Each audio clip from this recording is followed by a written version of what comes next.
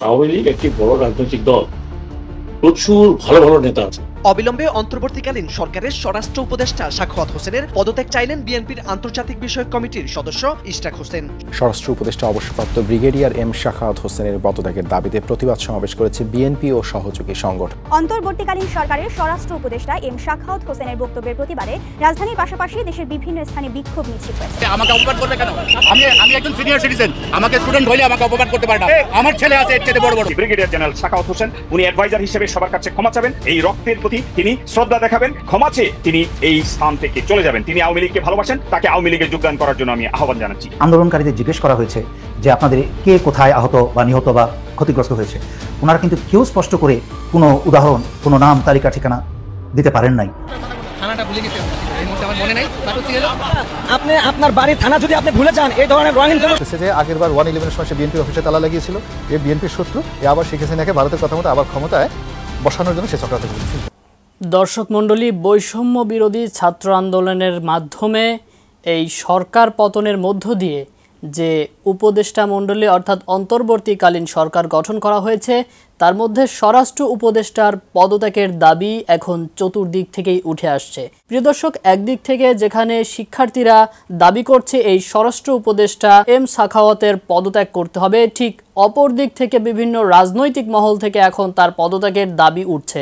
প্রিয় দর্শক, ইতিমধ্যেই তার পদত্যাগের দাবি করেছেন বিএনপির নেতা ইশরাক। প্রিয় দর্শক, সেই সাথে আরও বেশ কিছু মহল থেকে তার পদত্যাগের চাপ আসছে। দর্শক মণ্ডলী, এখন দেখার বিষয় এই উপদেষ্টা এম সাখাওয়াত তিনি পদত্যাগ করবেন কিনা। দর্শক মণ্ডলী, আপনার কি অভিমত তা অবশ্যই কমেন্ট করে জানাবেন যে এই সাখাওয়াতকে পদত্যাগ করা উচিত কিনা। প্রিয় দর্শক, এরই সাথে আরও একটা গুরুত্বপূর্ণ ভিডিও দেখতে চলেছেন আজকের এই নিউজটিতে। সেটি হলো শেখ হাসিনার সরকারে থাকাকালীন এই 15 বছর যাবৎ কিন্তু এই সংখ্যালঘু হিন্দুরা বাইরে বের হয়ে কোনো আন্দোলনে ডাক দেয়নি। প্রিয় দর্শক, হঠাৎ করে এই কিছুদিন ধরে কেন তারা এই রাজপথে নেমে এসেছে এবং কার ইন্ধনে তারা আন্দোলন করছে? দর্শক মণ্ডলী, তাদের পেছনে কলকাঠি কে নাড়ছে তা আজকের এই নিউজটি সম্পূর্ণ দেখলেই জানতে পারবেন। দর্শক মণ্ডলী, আজকের নিউজের সর্বশেষ যে গুরুত্বপূর্ণ ভিডিও দেখবেন সেটি হলো স্বরাষ্ট্র উপদেষ্টা এম সাখাওয়াতকে কেন্দ্র করে বেশ কিছু গুরুত্বপূর্ণ এবং চাঞ্চল্যকর তথ্য উপস্থাপন করেছেন জনাব গোলাম মাওলা রনি। তো দর্শক মণ্ডলী, তিনি তার ভিডিও বার্তার মাধ্যমে কি বলেছেন এই সাখাওয়াতকে তা আজকের এই নিউজটি সম্পূর্ণ দেখতে থাকুন, তাহলেই বুঝতে পারবেন। প্রিয় দর্শক, আমি আর বেশি কথা বলবো না, চলুন দেখে আসবো আজকের কাঙ্ক্ষিত ভিডিওগুলো। তবে তার আগে বলবো, যারা এখনো চ্যানেলটি সাবস্ক্রাইব করেননি অবশ্যই চ্যানেলটি সাবস্ক্রাইব করে পাশে থাকা বেল আইকনটি ক্লিক করে দিন। আর যারা ইতিমধ্যেই চ্যানেলটি সাবস্ক্রাইব করেছেন তাদেরকে অসংখ্য ধন্যবাদ। তো চলুন দর্শক, ভিডিওটিতে একটি লাইক দিয়ে আমরা ধারাবাহিকভাবে সবগুলো ভিডিওর আলোচনা দেখে আসি। অবিলম্বে অন্তর্বর্তীকালীন সরকারের স্বরাষ্ট্র উপদেষ্টা সাখাওয়াত হোসেনের পদত্যাগ চাইলেন বিএনপির আন্তর্জাতিক বিষয়ক কমিটির সদস্য ইশরাক হোসেন। সোমবার রাতে নিজের ভেরিফাইড ফেসবুক পেজে এক পোস্টে এ দাবি করেন তিনি। সেখানে ইশরাক লিখেছেন, অবিলম্বে স্বরাষ্ট্র উপদেষ্টা সাখাওয়াত হোসেনের পদত্যাগ চাই। এর আগে সোমবার সকালে ছাত্র আন্দোলনের সময় আহত আনসার সদস্যদের চিকিৎসার খোঁজ খবর নিতে ঢাকায় সম্মিলিত সামরিক হাসপাতালে গিয়ে আওয়ামী লীগকে পুনর্গঠনের কথা জানিয়ে স্বরাষ্ট্র উপদেষ্টা সাখাওয়াত হোসেন বলেন, পার্টি রিঅর্গানাইজ করেন। এই পার্টির অনেক অবদান রয়েছে বাংলাদেশে, এটা অস্বীকার করার মতো নয়। পলিটিক্যাল পার্টির মতো যেভাবে থাকে, ইলেকশন আসলে ইলেকশন প্রতিদ্বন্দ্বিতা করেন। এই স্বপ্নটা যদি আপনারা দেখেন তাহলে কি করবেন আপনারা? এই দেশটা আরেকজনের হাতে তুলে দিবেন না। স্বরাষ্ট্র উপদেষ্টার এমন বক্তব্যের সূত্র ধরেই ইশরাক হোসেন তার পদত্যাগ চেয়েছেন বলে জানা গেছে। আমি আজকে বিএনপির পক্ষ থেকে নয়, আজকে আমি সারা বাংলার পক্ষ থেকে, বিশেষ করে ছাত্রছাত্রীদের পক্ষ থেকে, যারা রক্ত ঢেলে দিল তাদের গার্ডিয়ানের পক্ষ থেকে আমি উদাত্ত আহ্বান জানাচ্ছি। ব্রিগেডিয়ার জেনারেল সাখাওয়াত হোসেন উনি অ্যাডভাইজার হিসেবে সবার কাছে ক্ষমা চাবেন, এই রক্তের প্রতি তিনি শ্রদ্ধা দেখাবেন, ক্ষমা চেয়ে তিনি এই স্থান থেকে চলে যাবেন। তিনি আওয়ামী লীগকে ভালোবাসেন, তাকে আওয়ামী লীগে যোগদান করার জন্য আমি আহ্বান জানাচ্ছি। তিনি চলে যাবেন, অন্যথায় জনগণ, বিশেষ করে ছাত্র, এরা নেমে আসবে তাকে টেনে নামানোর জন্য। আজকে স্বরাষ্ট্রমন্ত্রী হিসেবে, স্বরাষ্ট্র উপদেষ্টা হিসেবে তিনি যা বললেন, আজকে আমি এর তীব্র নিন্দা জানাচ্ছি, তীব্র প্রতিবাদ জানাচ্ছি। আমি একজন বিএনপির সদস্য, আমি দেশে প্রবাসে কাজ করি। আমি, আমার নেতারা, আমার চেয়ারপারসন, আমার অ্যাক্টিং চেয়ারপারসন, আমার স্ট্যান্ডিং কমিটি মেম্বার, আমার যারা সদস্য আছে দেশে প্রবাসে, তারা চিনে। আমি আজকে বিএনপির পক্ষ থেকে নয়, আজকে আমি সারা বাংলার পক্ষ থেকে, বিশেষ করে ছাত্রছাত্রীদের পক্ষ থেকে, যারা রক্ত ঢেলে দিল তাদের গার্ডিয়ানের পক্ষ থেকে আমি উদাত্ত আহ্বান জানাচ্ছি। ব্রিগেডিয়ার জেনারেল সাখাওয়াত হোসেন উনি অ্যাডভাইজার হিসেবে সবার কাছে ক্ষমা চাবেন, এই রক্তের প্রতি তিনি শ্রদ্ধা দেখাবেন, ক্ষমা চেয়ে তিনি এই স্থান থেকে চলে যাবেন। তিনি আওয়ামী লীগকে ভালোবাসেন, তাকে আওয়ামী লীগে যোগদান করার জন্য আমি আহ্বান জানাচ্ছি। তিনি চলে যাবেন, অন্যথায় জনগণ বিশেষ করে ছাত্র এরা নেমে আসবে তাকে টেনে নামানোর জন্য, কারণ এটি দৃশ্যতাপূর্ণ, এটি এই যে দ্বিতীয় স্বাধীনতা তার প্রতি একটি অবজ্ঞা, এবং এই ছাত্রদের প্রতি যারা তার মতো একজন তার নাতির সমান দুজন বসে আছে, কিন্তু তারা উপদেষ্টা, তাদের দুদিনের যে উপস্থাপনা অসাধারণ, জাতি মুগ্ধ হয়েছে। বাট সে নিজে বলছে রাজনীতি করে না, তিনি রাজনৈতিক উপদেষ্টার চেয়ে বেশি কাজ করেছে আজকে। সুতরাং আজকে জাতি তার উপর ঘৃণা নিক্ষেপ করছে। তিনি বলেছেন সেনাবাহিনীর সদস্য ছিলেন, ভালো কথা, তিনি ছিলেন, আমিও ছিলাম এই সেনাবাহিনীতে, আমি দেখেছি। তিনি কিন্তু দুর্নীতির দায়ে বহিষ্কৃত হয়েছিলেন। তিনি ব্রিগেডিয়ার হিসেবে বান্দরবনে যে মিসঅ্যাপ্রোপ্রিয়েশন অফ মানির জন্য তিনি বহিষ্কার হয়েছিলেন। আজকে আমি বলছি আপনি নিজে ক্ষমাচ্ছে এই ছাত্রদের কাছে, যারা আন্দোলনের নায়ক তাদের কাছে ক্ষমাচ্ছে, আপনি নিজে ইস্তফা দিবেন অথবা তারা টেনে নামাবে আপনাকে। ধন্যবাদ। জি, আপনাকে ধন্যবাদ। কিন্তু পাশাপাশি তিনি যে আহ্বান করেছেন এটারও জাস্টিফিকেশন আছে কিনা? কারণ তিনি বলেছেন যে আওয়ামী লীগকে পুনর্বাসন করার জন্য তাদেরকে ব্যান করা হয়নি, সুতরাং তাদের অধিকার আছে, তারা রাজনৈতিক দল হিসেবে। এটার জাস্টিফিকেশন কি একেবারেই নাই বলে মনে করেন? আওয়ামী লীগ রাজনীতি করতে পারবে না? আওয়ামী লীগের ভবিষ্যৎ কি তাহলে? রাজনৈতিক ফিল্ডে সাগর ভাই, রাজনৈতিক ফিল্ডে উত্তাল দিনগুলোতে যা হয় তার পরবর্তীতে বছর, মাস, বছর, 1 বছর, 2 বছর পরে কি হবে সেটি জনতা নির্ধারণ করবে, জনগণ নির্ধারণ, তারা কিন্তু জনগণ বেসড একটি দল, সেটি নির্ধারণ করবে। কিন্তু তিনি এই ইন্টারিম গভর্নমেন্টের স্বরাষ্ট্র অ্যাডভাইজার হিসাবে ওই দলটি কি সিদ্ধান্ত নিবে, কতটুকু অর্গানাইজ হবে, তারা কি আগামী নির্বাচনে অংশগ্রহণ করবে কি করবে না, তার সেই এখতিয়ার নেই।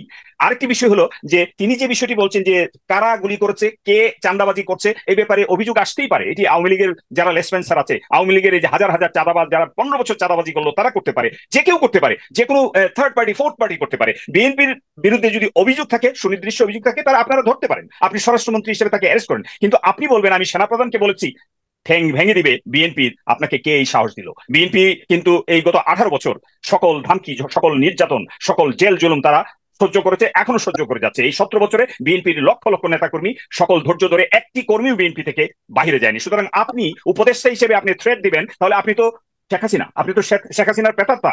সুতরাং আমার মনে হয় তার এই দৃষ্টতাপূর্ণ কথা উনি ঠেং বেগে দিবেন। এই যে ইন্টিমিডেশন, এটি সম্পূর্ণ একটি অপরাধ, তিনি সেটা করতে পারেন না, সেটি বলতে পারেন না। তিনি এই মানে পবিত্রতা রক্ষা ভঙ্গ করেছেন, প্রথম একজন অ্যাডভাইজার হিসেবে পবিত্রতা ভঙ্গ করেছেন। আমি অ্যাডভাইজারি কমিটি ডক্টর ইউনূস সহ সবার দৃষ্টি আকর্ষণ করছি, এই ব্যাপারে যথাযথ ব্যবস্থা নেওয়ার জন্য আমি সবাইকে আহ্বান করছি। ধন্যবাদ। আমাদের এলাকার অবস্থা খুব খারাপ, বাধ্য হয়ে ওনারা আবার ঠাকুরগা থেকে ঢাকা, আমাদের ন্যায্য দাবি যতদিন আমরা আদায় করতে সেই আন্দোলন আমরা চালিয়ে যাবো। আমি একটা আপনাকে সোজা মেসেজ দিই, আমাদের যখন প্রশাসন ছিল না রাষ্ট্রের, তখন ইসলামী আন্দোলন, ছাত্র আন্দোলন, খেলাফত ইসলামী আন্দোলন, এরা আমাদের মন্দির সুরক্ষা দিয়েছে। এবং আমি একটা এই মেসেজটা আপনি রেকর্ড করবেন, আমরা ওই ভাইদের বিরুদ্ধে এখানে দাঁড়াইনি। ভাইরা যাদের জন্য ওখানে আমার মন্দির ভাইরা দিচ্ছে, সেই সন্ত্রাসীদের জন্য আমরা রাজপথে এসেছি।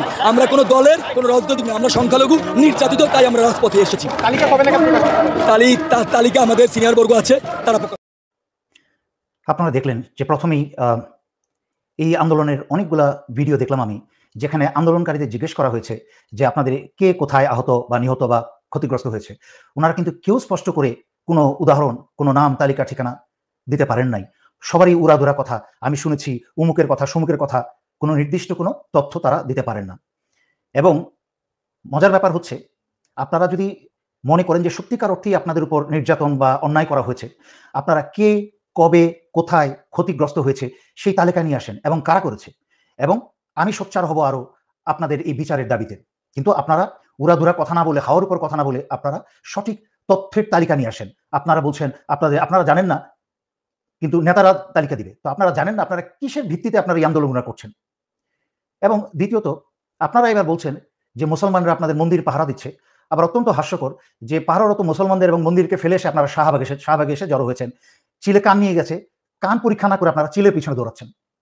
আপনারা আরেকটা ভিডিও দেখুন, কি করে এই সংখ্যালঘু আন্দোলনে ভারতীয় লোক এসে প্রবেশ করেছে। আপনারা দেখুন। আমার কলিগের বাড়িঘর পুড়িয়ে দিয়েছে, 40 বছরের সংসার তছনছ করে দিয়েছে। থানা আমার মেহেরপুর অ্যাড্রেস আমি আপনাকে এখন দিতে পারছি না, আপনি চাইলে আমি সব দিতে পারবো, কোনো সমস্যা নাই। থানাটা ভুলে গেছি এই মুহূর্তে, আমার মনে নাই। আপনি আপনার বাড়ির থানা যদি আপনি ভুলে যান, এই ধরনের রঙিন। দেখলেন তো, দুজনের একজনই, প্রথম জনের কথা শুনি বোঝা যাচ্ছে যে বাংলাদেশি নয়, বাংলাদেশির ভাষা নয়, বাংলা নয়। এবং দ্বিতীয়ত, দুজনের একজনই কিন্তু তার নিজের বাড়ির থানার নাম বলতে পারছে না। এবং দ্বিতীয় জনকে যখন তার ঠিকানা এবং থানার কথা জিজ্ঞেস করা হয়, তখন তার একমাত্র উত্তর হচ্ছে সেটা জবাব না দিয়ে খেপে যাওয়া, কারণ তার কাছে কোনো জবাব নেই।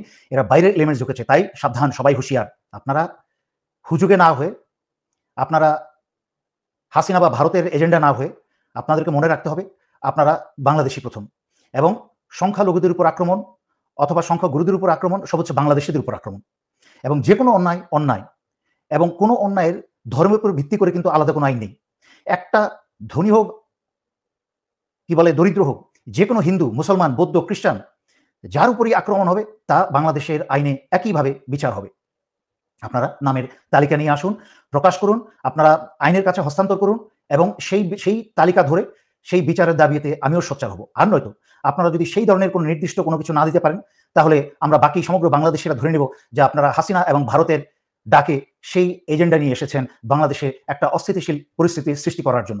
দেখলাম যে আমাদের অনেক তরুণ বন্ধুরা ব্রিগেডিয়ার শাখাওয়াতকে খুব গালাগাল করছে। উনি একটা কথা বলছেন যে ওখানে বসে প্যাচ লাগায়েন না, ওখানে বসে কথা বলেন না শেখ হাসিনাকে নিয়ে।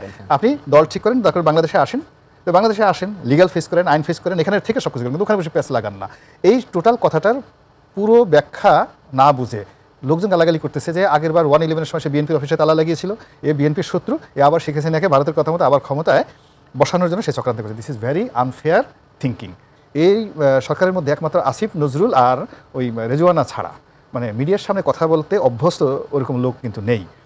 কাজেই আর মিডিয়াতে দেখেন বিভিন্ন লোক কিন্তু এই শেখ হাসিনার পতন হয়েছে মিডিয়ার সাথে কথা বলতে গিয়ে। একটা প্রশ্ন এবং একটা উত্তর। আমাদের দেশের মানুষের পেটের মধ্যে যত গুড়াকির্মি আছে, আপনি পৃথিবীর কোনো দেশের সাথে গুড়াকির্মি পাবেন না।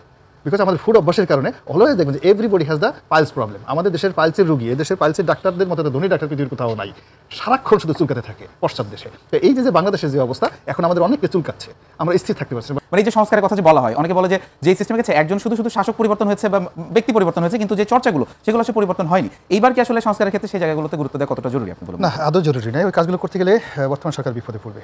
আমার কাছে মনে হয় যে এখানে যারাই কথাবার্তা বলেছেন, আমার কাছে মনে হয় ব্রিগেডিয়ার শাখাওয়াত সাহেবের কথা আমার কাছে অধিকতর ম্যাচিউরড মনে হয়েছে এবং বোল্ড মনে হয়েছে। দর্শক মণ্ডলী, আমি আশা করছি আজকের নিউজটা আপনি খুবই মনোযোগ দিয়ে দেখেছেন। সেই সাথে দর্শক, আজকের এই ভিডিওগুলো সম্পর্কিত যদি কোনো তথ্য বা মতামত থাকে তাহলে অবশ্যই কমেন্ট করে জানাবেন। এতক্ষণ সাথে থাকার জন্য ধন্যবাদ। নিউজটি শেষ করছি এখানেই, ফিরছি আগামী ভিডিওতে নতুন কোনো টপিক নিয়ে। আল্লাহ হাফেজ।